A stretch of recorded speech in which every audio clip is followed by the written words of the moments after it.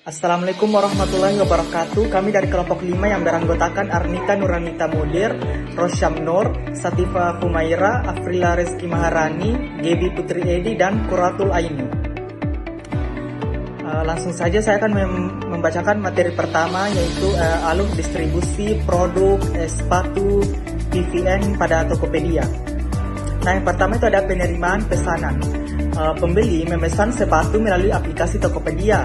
Penjual menerima notifikasi pesanan masuk melalui dashboard Tokopedia Seller. Terus kedua, manajemen stok. Stok sepatu dikelola secara digital oleh penjual menggunakan sistem di Tokopedia atau sistem gudang pribadi.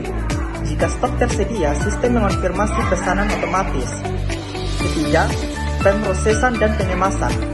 Penjual memilih sepatu sesuai pesanan, ukuran dan warna. Sepatu dikemas menggunakan kardus, bubble wrap untuk keamanan. Label pengiriman dicetak langsung dari sistem Tokopedia yang berisikan barcode atau QR code. Baik, selanjutnya yang keempat itu pengiriman. Kurir, misalnya JNE, secepat antar aja menjemput barang ke tempat penjual atau penjual mengantar ke drop point. Barcode di-scan oleh kurir saat pick up untuk memulai proses pelacakan. Yang kelima, pelacakan dan konfirmasi. Pembeli bisa memantau status pengiriman melalui fitur pelacakan di aplikasi Tokopedia. Setelah barang diterima, pembeli dapat memberikan ulasan. Jika tidak ada komplain, sistem otomatis menyelesaikan transaksi dalam 2 hari. Yang terakhir, layanan purna jual. Jika sepatu tidak sesuai ukuran atau cacat, pembeli bisa mengajukan retur melalui fitur komplain di aplikasi. Penjual memproses pengembalian atau penggantian barang. Selanjutnya, alur diagram alur distribusi Tokopedia. Yang pertama itu ada produsen PVN, di mana merupakan pihak yang memproduksi atau membuat produk PVN. Dan yang kedua itu ada gudang PVN atau distributor resmi, di mana produk dari produsen dikirim ke gudang PVN atau distributor resmi untuk disimpan dan didistribusikan lebih lanjut. Dan yang ketiga itu ada penjual resmi di Tokopedia atau PVN Official Store. Distributor atau gedung menyalurkan produk kepada toko resmi PVN di Tokopedia. Toko ini adalah penjual yang diakui secara resmi dan beroperasi di platform Tokopedia. Dan yang keempat itu ada platform Tokopedia atau sistem order dan pembayaran. Konsumen melakukan pemesanan dan pembayaran melalui sistem yang disediakan oleh Tokopedia.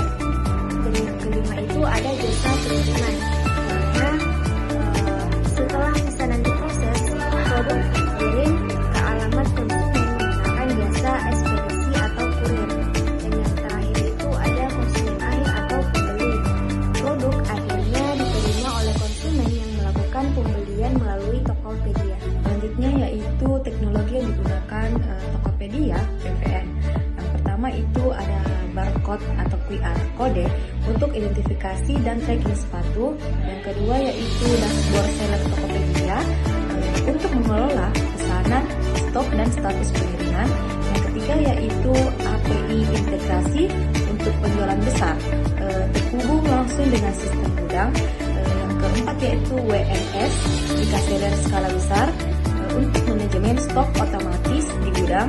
Dan yang terakhir yaitu chatbot Tokopedia Car untuk layanan pelanggan otomatis. Baik, yang selanjutnya saya menjelaskan kelebihannya. Yang pertama yaitu jangkauan lebih luas, bisa menjual ke seluruh Indonesia tanpa harus buka cabang. Yang kedua, efisien biaya, tidak perlu sewa toko fisik, cukup gudang dan mitra logistik. Yang ketiga, proses cepat dan otomatis, dari pesanan hingga pengiriman di atas sistem. Yang keempat, mudah dilacak, konsumen bisa cek status pesanan secara real time.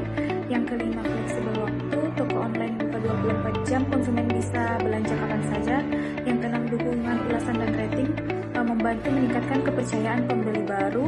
Dan yang ketujuh, layanan pelanggan digital, chat langsung, fitur komplain atau retur lebih cepat. Baik, di sini saya akan menjelaskan kekurangannya.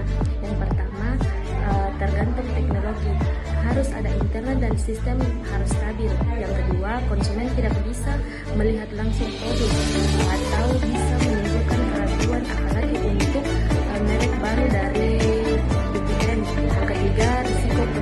pengiriman. Barang bisa terlambat, rusak atau hilang di perjalanan. Yang keempat, ada kompetensi ketat. Banyak produk serupa di marketplace sulit bersaing harga dan perhatian. Yang kelima, retur rumit bagi seller.